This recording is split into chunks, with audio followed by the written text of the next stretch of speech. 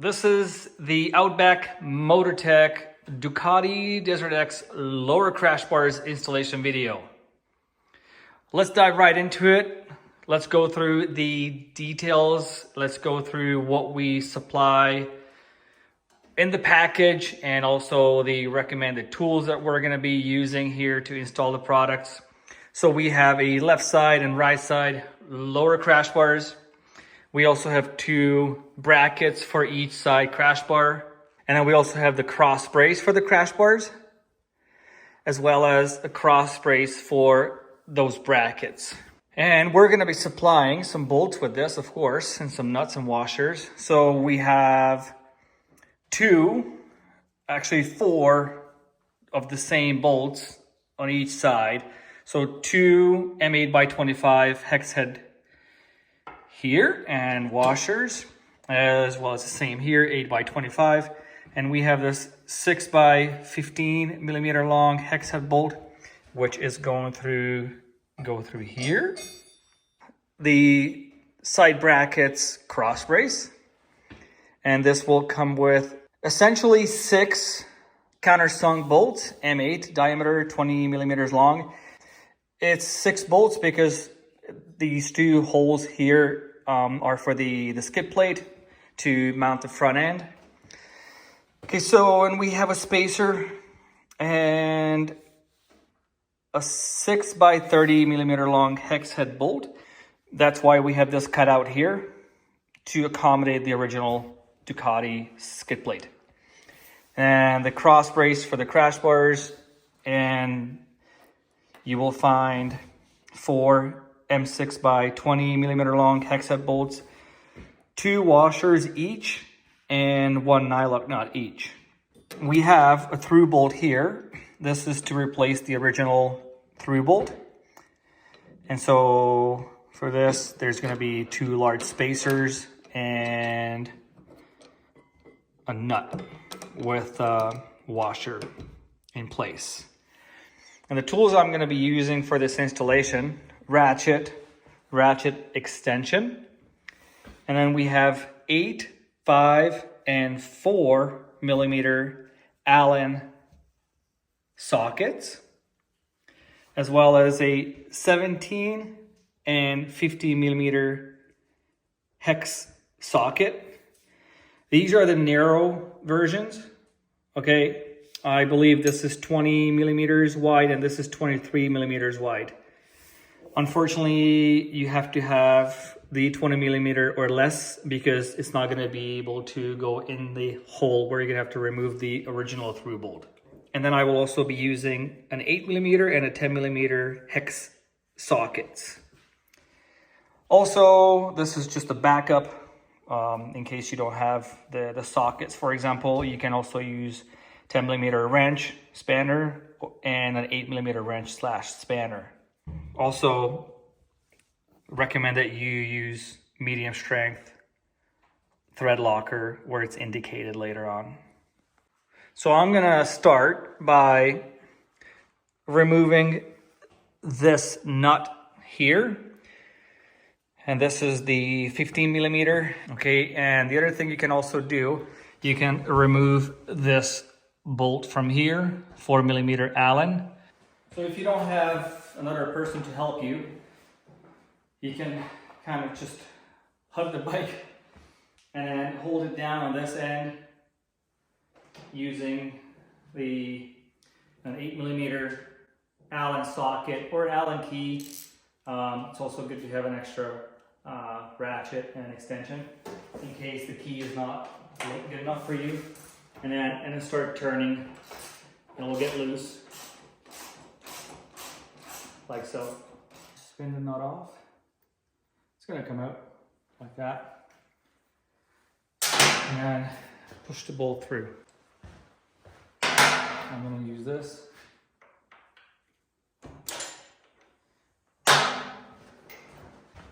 There you have it. The bolt's out. It's the original bolt. You can put it aside. So we're going to start with the long through bolt. I'm starting on the right hand side. The nut with the washer and 1 spacer I'm gonna put it on the other side because that's where I'm gonna need it. Okay, the spacer is gonna go in here in its corresponding hole inside the frame. And then the right side bracket goes through here. And I'm gonna push the bolt all the way through. Like so. And this will just hang here for now, okay?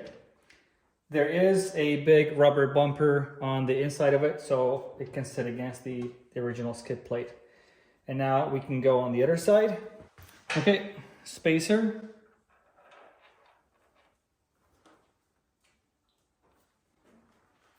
Perfect. Large bracket. Very gently, so you don't scratch any part of the engine or the tank or something inside. Try to feed it through. So you can pull on this hose, feed it through, nice and easy. And then hang it on top of it. And then grab the supplied nut and spin it on.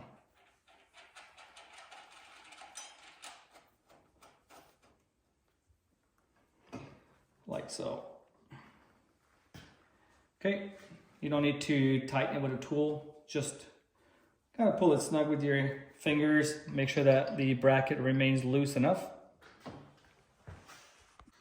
And now you can grab the M6 by 15 millimeter long hex head bolt and line up the mounting holes here and just hand thread this bolt in.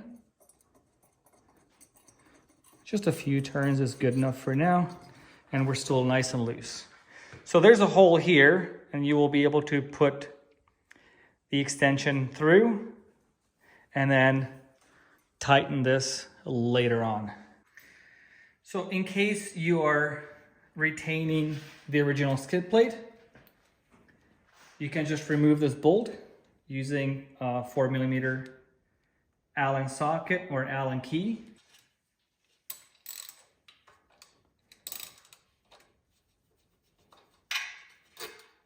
And now we're gonna put the cross brace in place.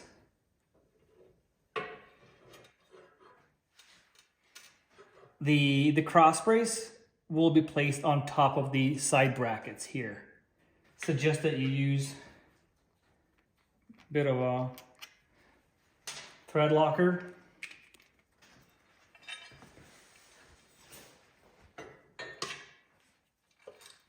Feed the bolt through and then start threading it in. This will kind of stay in place. And then if you want, you can prep 2 of the countersunk M8 bolts with thread locker.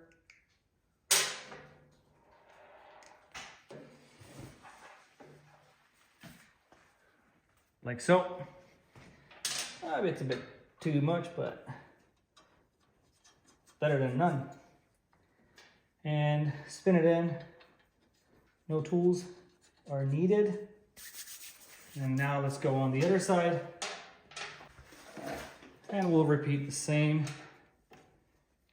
I'm gonna put a dab of medium strength Loctite and line up those mounting holes and hand thread the bolt in. First one, and then the second one. Like so. And yeah, make sure that it stays loose.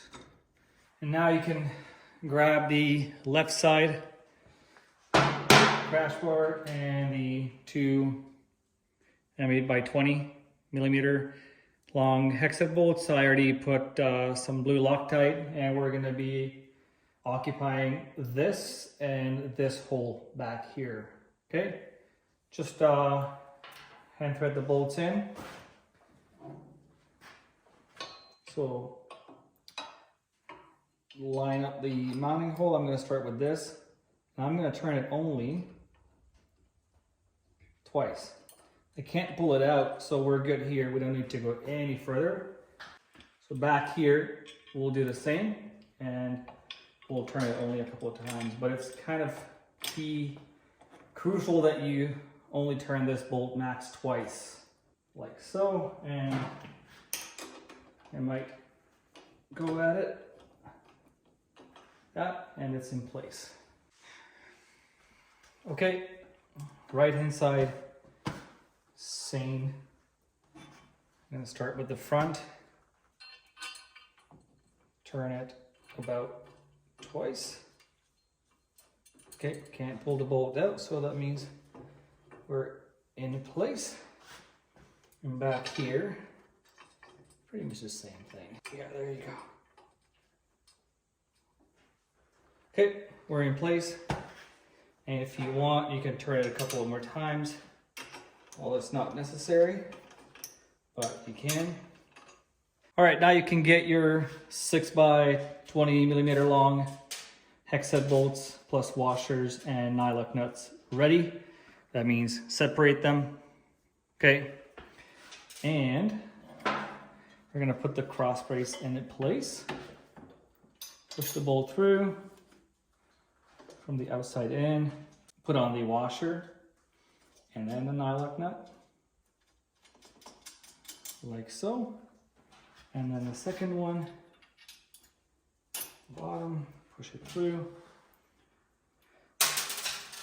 Washer on the back side. Okay, and then repeat the same on the other side. Okay, you can start with either the bottom or the top. Makes no difference. Washer on the back side, same on the top. There you go.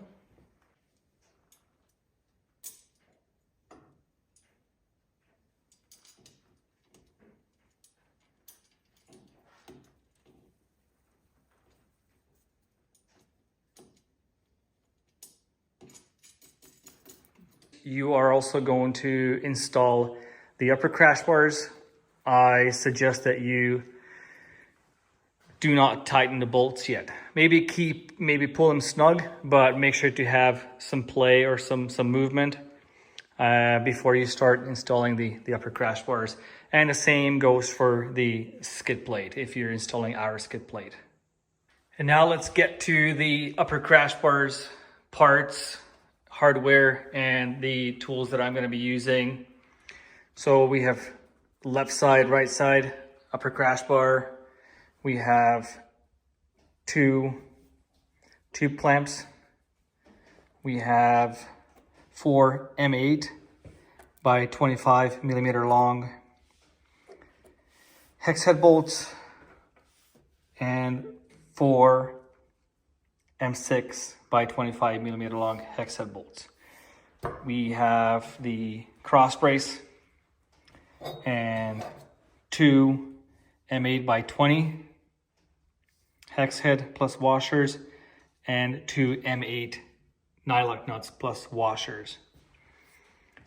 For the installation, I'm going to be using ratchet extension, 10 millimeter and 8 millimeter hex sockets, or alternatively, you can also use a 10 millimeter and 8 millimeter spanners or wrenches, and of course, medium strength thread locker fluid. There's going to be a bit of a job here. We're going to have to remove this side panel.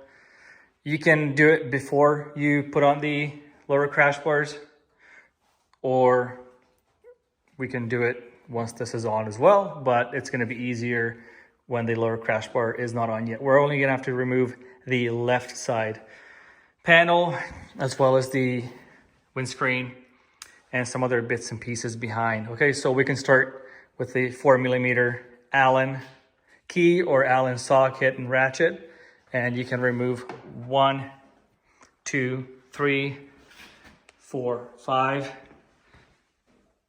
6, and 7 in the first round.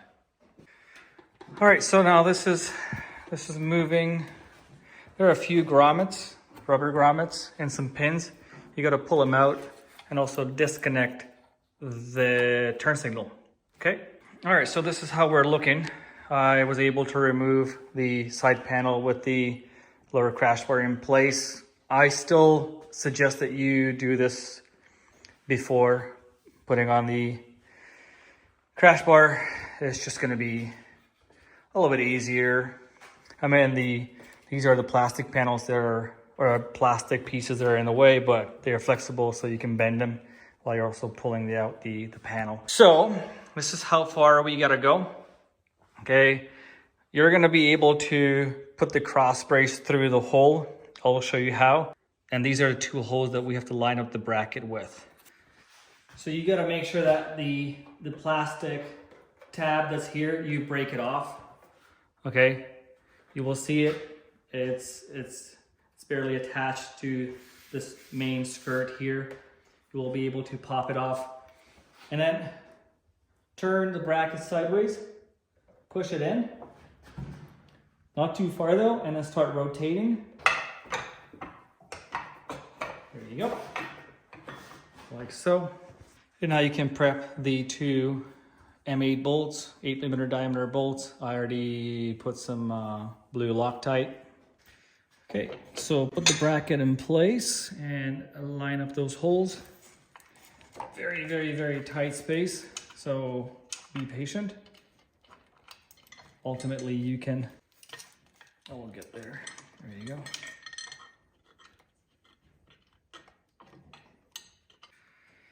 Okay, so the first bolt's in. I'm gonna leave it loose. Now, this is the easier one to deal with. I'm gonna reach in with the extension and turn this a few times as well.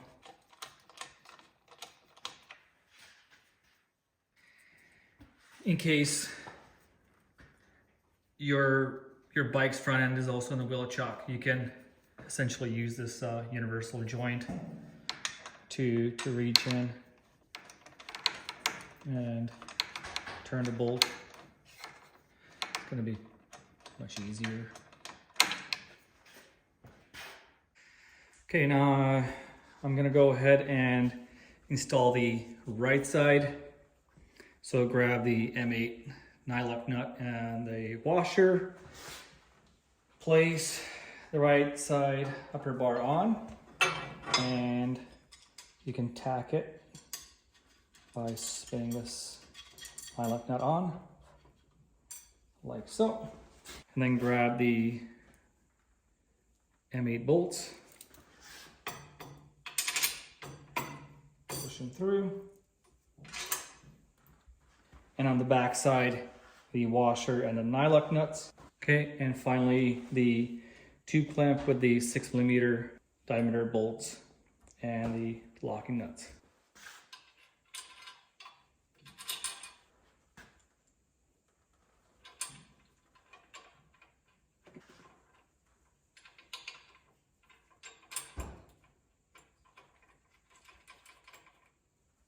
Now we can repeat the same steps on the other side. In this case, it's the left-hand side.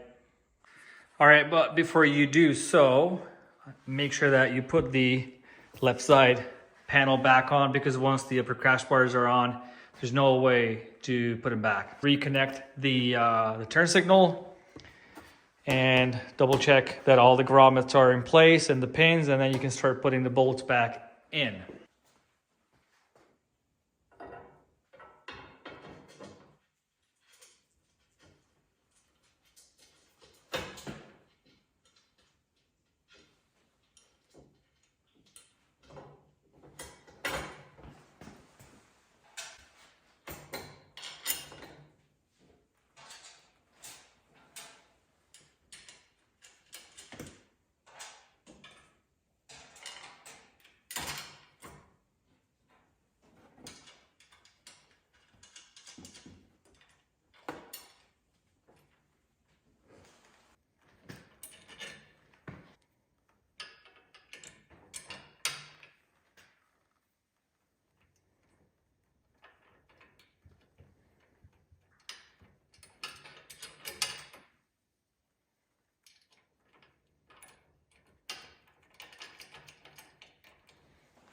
There's something I'm going to recommend here.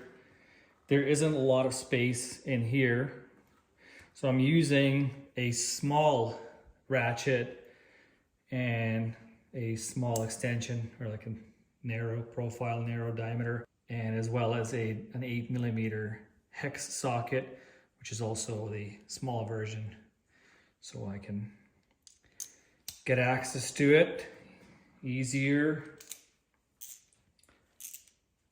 And one trick, because the counterpart of the tube clamp has the hexagonal shape, what I do, I pull down on the bracket and then start turning, and that's because I'm keeping pressure on it and pulling down. It's gonna keep the nut in place, and I can just continue turning the bolt as I go.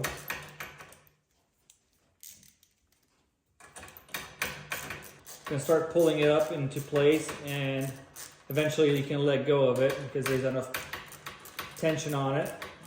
And do both sides equally, gradually, a few turns at a time on each side, because you want to make sure that the gap closes evenly on both ends. So that is essentially it. Now, when all is in place and you've pulled the bolts snug, everything is looking nice and well aligned, now you can focus on the last step, which is torquing the bolts. The M8 diameter bolts take 23 Newton meter. The 6mm diameter bolts take 10 Newton meter. And so go out for a test ride, 100 kilometers, 150 kilometers, 80 miles, 120 miles or so, and then double check all the bolts and nuts once again. You can do this frequently just to be sure you don't want to be losing bolts and nuts.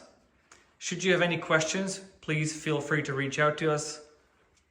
Email info@outbackmotortech.com or call toll free 877-931-3636.